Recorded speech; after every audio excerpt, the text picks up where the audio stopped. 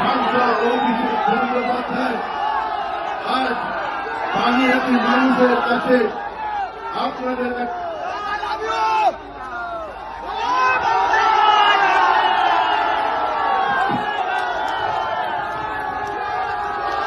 আগামী বিধানসভা নির্বাচনে মমতা বন্দ্যোপাধ্যায় এবং অভিষেক বন্দ্যোপাধ্যায় পানিহাটিকে বন্ধ কলকারখানাগুলোকে নতুন ভাবে সাজিয়ে তোলা কর্মসংস্থানের নতুন পথ খুলে দেওয়ার জন্য যে আহ্বানকে নিয়ে এসছে এই নগরী স্বপ্নের নগরীতে আবার পরিণত হবে তার আহ্বান জানাতে এসছে আজ অভিষেক বন্দ্যোপাধ্যায়।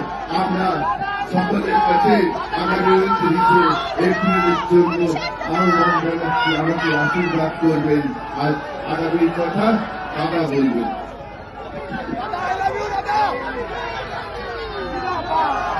জয় বাংলা, জয় বাংলা, জয় বাংলা।